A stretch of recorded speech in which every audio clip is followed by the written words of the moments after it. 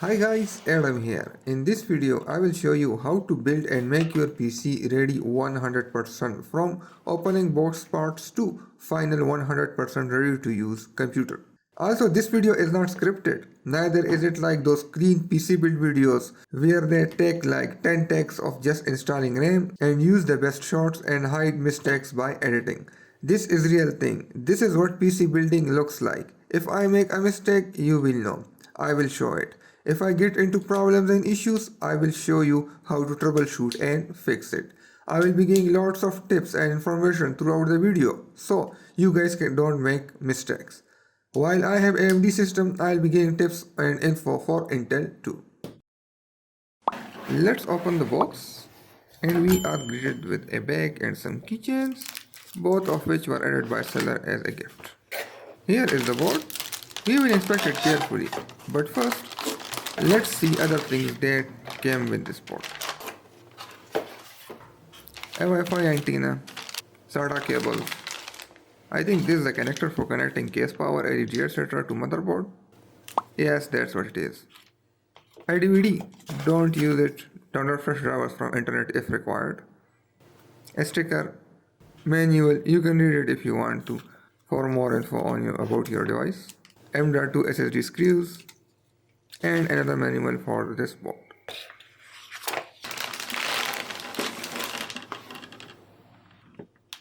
So here is the board. Carefully inspect it before proceeding on next step. And make sure to peel off any plastics, etc. Try to find something bent, broken, cracked, etc. If all is clear, then add parts on board. Let's start first by installing CPU. This is the cooler that came with this CPU. We will check it out later. Let's look at the processor.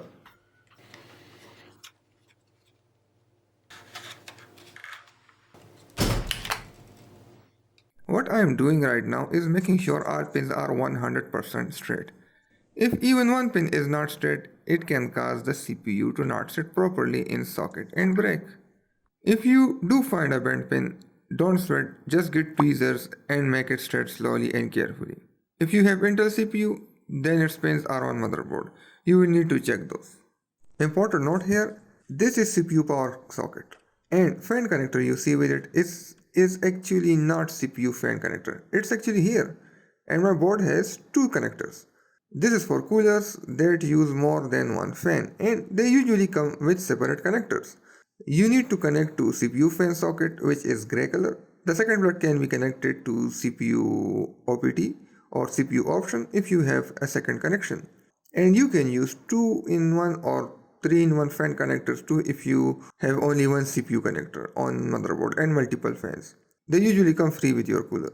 There is a golden triangle on your CPU. Make sure it aligns with triangle on your socket. It's there to tell you the right way to install a CPU. Make sure both triangles are aligned.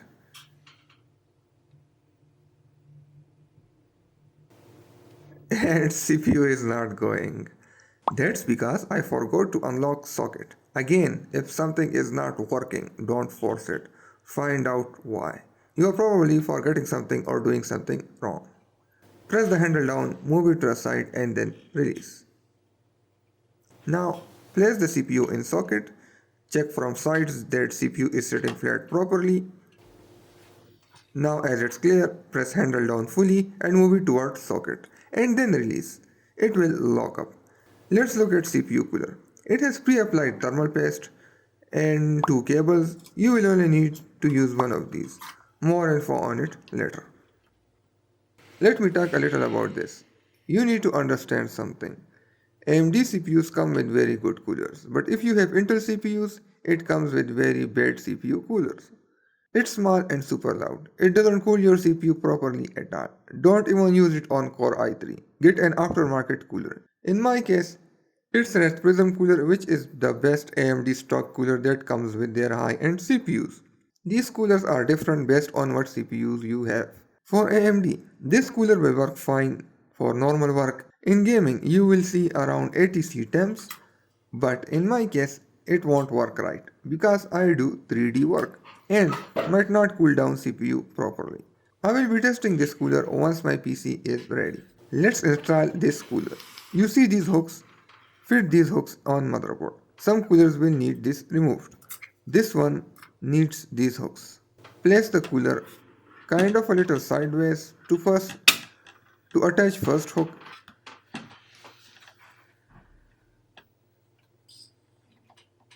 then attach other hook by applying little pressure. Okay, it's attached. Now we can tighten it. Push this lever and it's tight.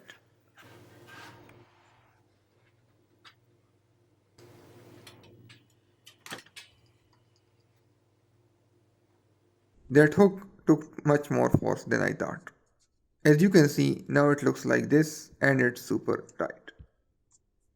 Now let's connect the cooler to motherboard. These two ports are for RGB colors. You will just need to use only one port. We will be using the USB connector port. This is low and high button. If you set it to high, cooler will always run very fast. On low, it will be slow and only run fast when needed. That's what I will be choosing. We will be using USB cable here for RGB controls.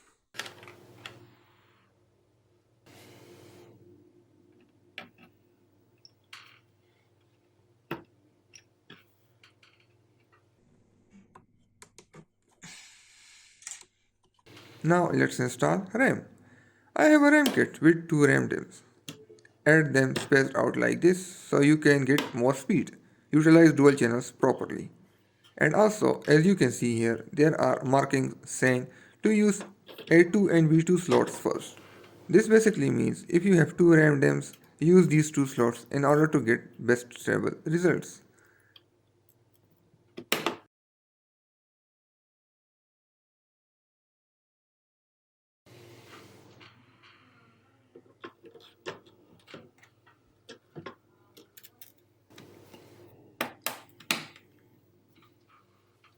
So here is the case.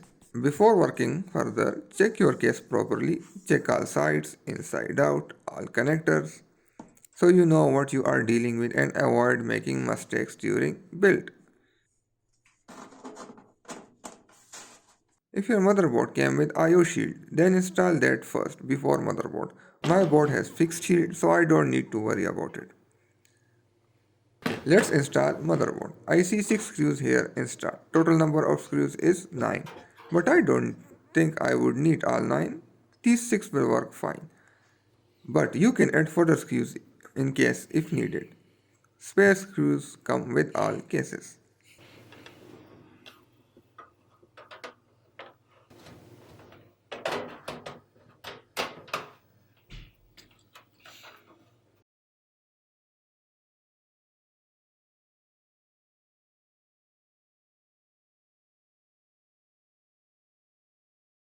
I made another mistake. My case fan connector is outside the case through IO panel. I will need to remove entire board, bring the connector inside, then place the board back in.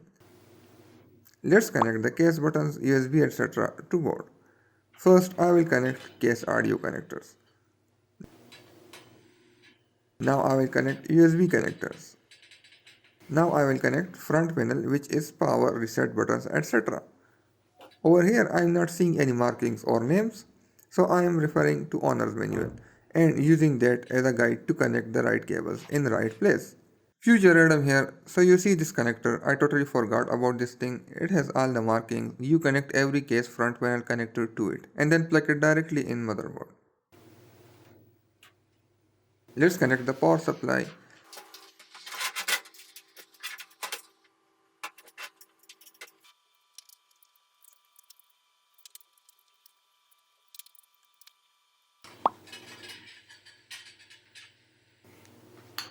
I forgot to connect hard drive and GPU power cables to my PSU, so I have to take it out and place it back again.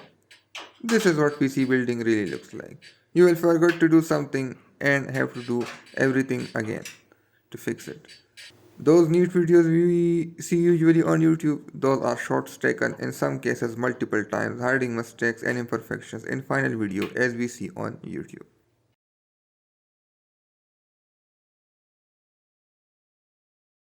Now I will just install one SSD Once computer boots for first time and works perfectly fine, then I will install rest of stuff properly. Now I have to install graphics card. Make sure to install it in upper PCI port, lower one is low. And even if both PCI ports are the same on your board, install in upper one because it's closer to CPU. I will also need to remove these brackets first. Let me double check which ones to remove. Okay, so upper ones only. Just push it a little and then up down motion and they will break shortly. Be careful here. Check your motherboard and make sure it's not touching something on board, otherwise you can break it. So the second bracket is touching the audio chip on board. I have to be very careful in removing it.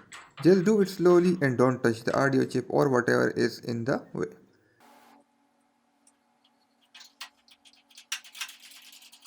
Please do not work on your PC like this.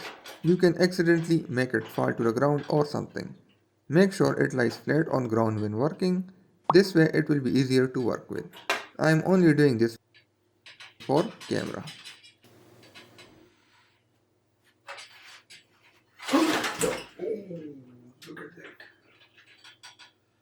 And that's why you don't work on it while it's standing. I will be removing GPU later to install M.2 SSD.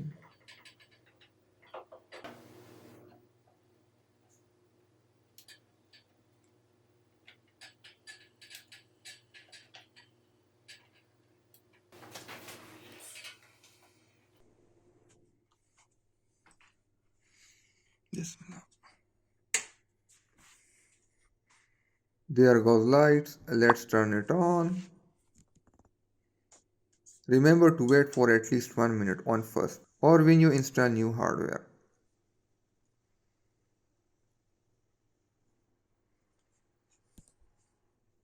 Oh, a restart? That's totally normal. It can restart couple of times on first boot. It's setting up its BIOS behind the scenes.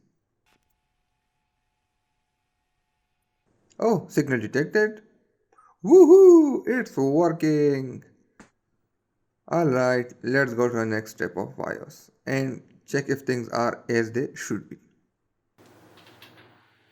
When you start PC, watch the bottom part of screen. This is where buttons and functions are shown. It will tell you which button is for BIOS. So delete button is for BIOS in my case.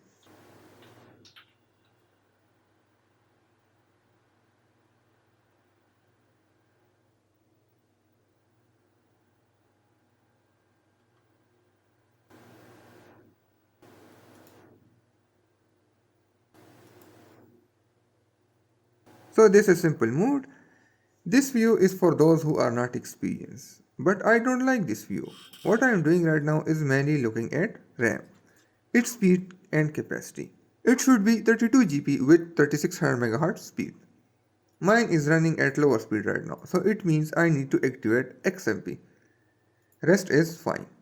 You need to enable XMP profile, which I just did here. But let's go to advanced mode. I don't like this simple one, it's just too simple for me.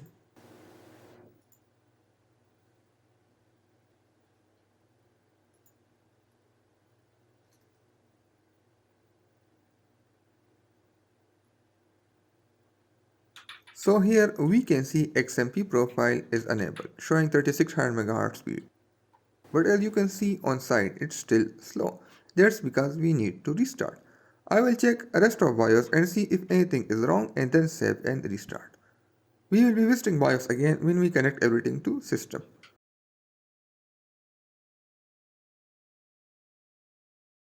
So settings are applied. Now let's connect everything.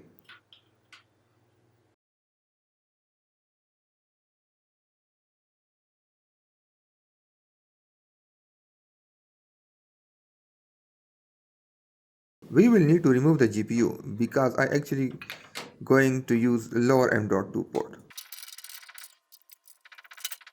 My board has two M.2 ports. The lower one is typically slower and in my case it actually is slower one. But the M.2 I am using is called Sata M.2. It's a slower M.2 drive and for this it will work more than fine. But if I buy M.2 NVMe SSD in future, which is way faster, I will be using other M.2 port near CPU.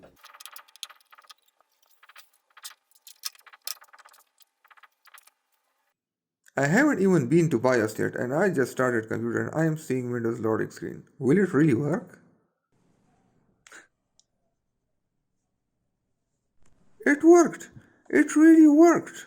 Previous computer was Intel 4 Gen i7 DDR3 RAM. Current PC is modern Ryzen with DDR4 RAM and my icons are all over the place.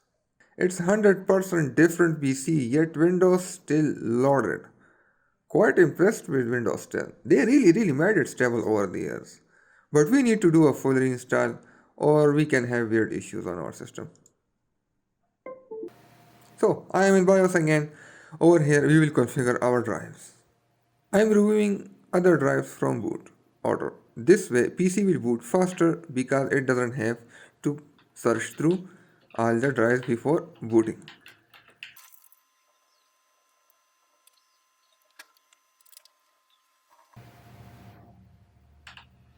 I pressed F12 to get into boot menu and I will select Windows 10 USB here.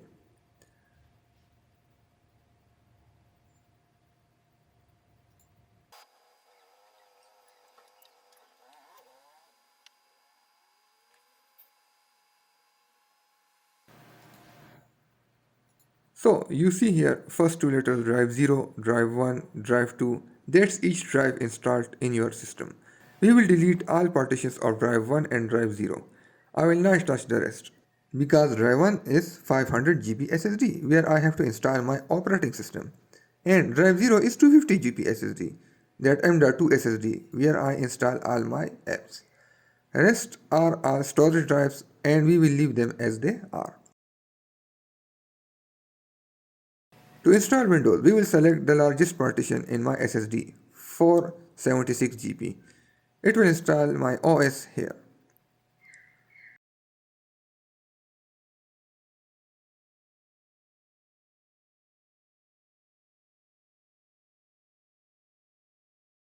Let's enter Microsoft email here. It will restore some of Windows settings from my previous Windows.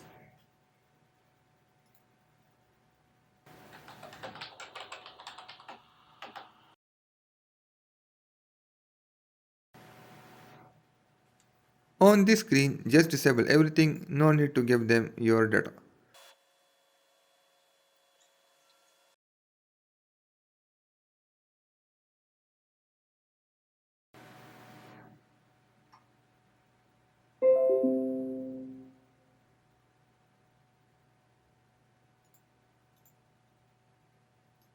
Monitor looks weird, so I will fix the resolution.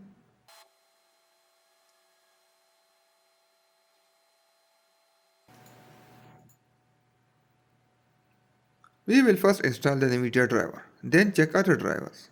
Also, Windows 10 has an excellent feature where it automatically installs all drivers for you when you first install. It will even install NVIDIA drivers, but you should download latest drivers from NVIDIA by yourself.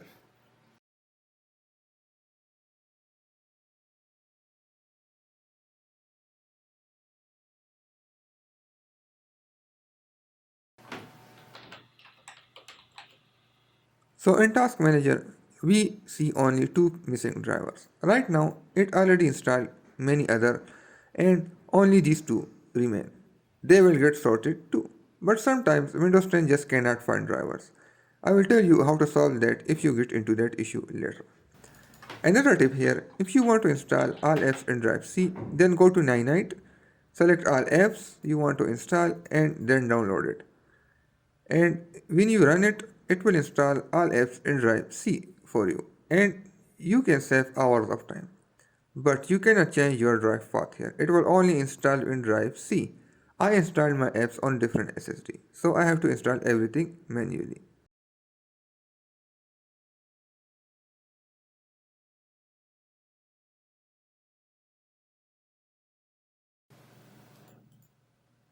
Okay, screen capture software is ready. Let's go from my camera to my screen. Alright, let's check device manager first.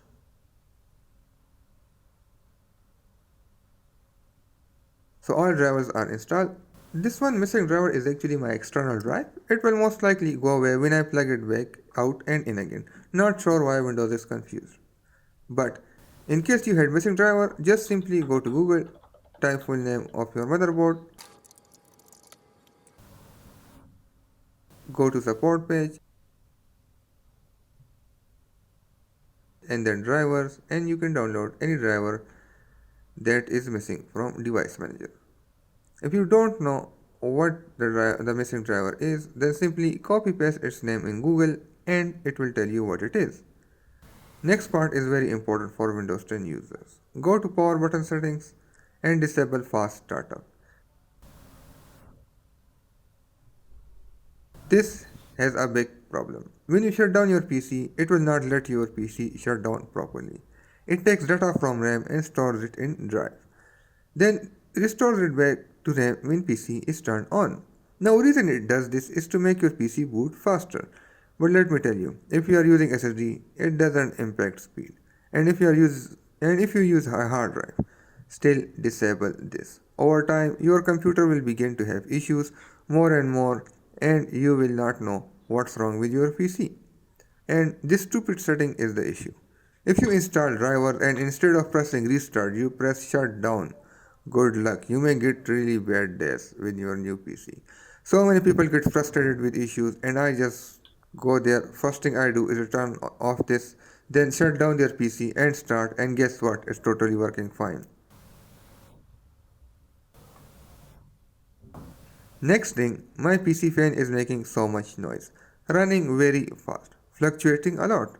I don't think it's normal for red coolers. And if it is, well, what can you say? I'll fix this with custom fan counts. But first, let's check a setting here. What the hell? Why in the world it's 100%? It's usually at 20% or something. Let me clarify this setting here. This setting will actually set the minimum state of your CPU usage. In other words, if you are not doing anything on PC, how much should CPU work for no reason? Set this to from whatever setting to 1%. It won't make your PC slow. Your CPU will always work as hard as it needs to. It will just rest better when not needed to do anything. So, this setting is basically changing what's the maximum limit your CPU can reach. Changing this will actually impact performance of your PC. Some people set it to 99% or 95%. I just leave it at 100%. Miners actually limit their GPU usage to 90% because these GPUs work all day 24/7. This increases their life of GPUs a lot. Now, to make my fan even more quiet, we will install SIV or System Information Viewer from manufacturer's website and App Center. I am also installing RGB Fusion because my board supports RGB settings too. If you don't see such apps in your motherboard support page, it means your motherboard doesn't have custom fan control, RGB control, etc.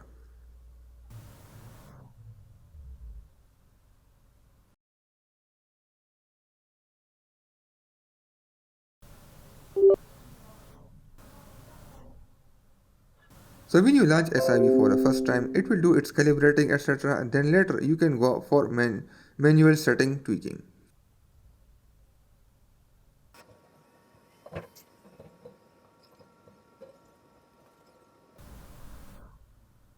Here is where you make custom tweaks to your fan settings.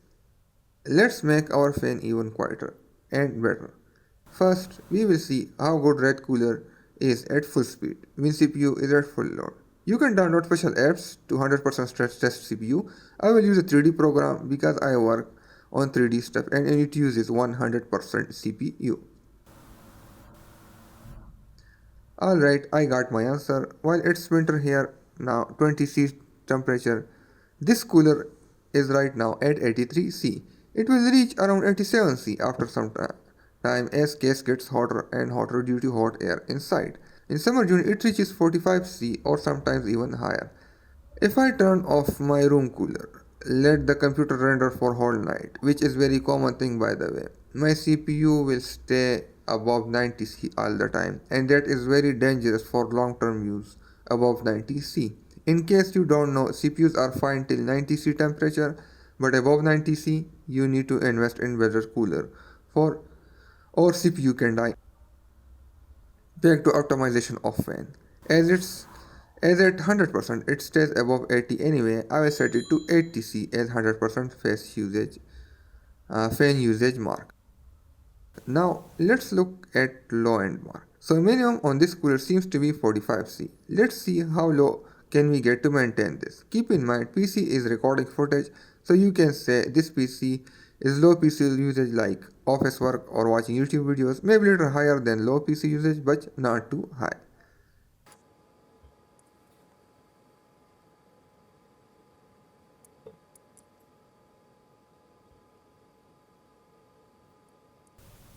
Okay, so at 40%, my PC is very quiet and I think it is good for my taste. Let's add a little more load by playing YouTube video in 1080p.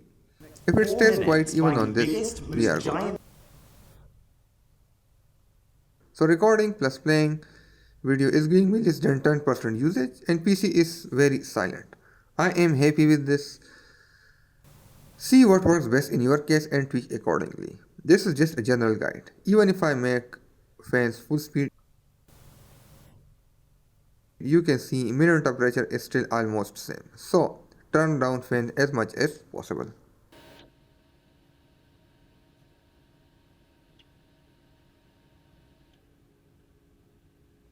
Some things to note here. In my case, this PC is still not ready. I will be installing a much better CPU cooler and some front intake fans too. I wanted to see this case personally before going forward with cooling to avoid compatibility issues. And I suggest you guys do this too if possible. Because I have seen lots of people miscalculating their builds and cooler doesn't fit the case in the end. Next video will probably be how to pick up the right cooler for your PC, where I buy a cooler and assemble it. Right now I bought a 3800X which was on a good deal, but I will probably be upgrading to 6900X when it comes out and 64GB RAM, or 5950X if 6000 series CPUs were not compatible with my current socket. My previous computer became very slow for video editing, that's why I was forced to upgrade. Otherwise I was waiting for pandemic to end so prices can become normal. With that said, like this video if it helped. It will tell YouTube this video is useful and subscribe as it will help channel out. And see you guys again.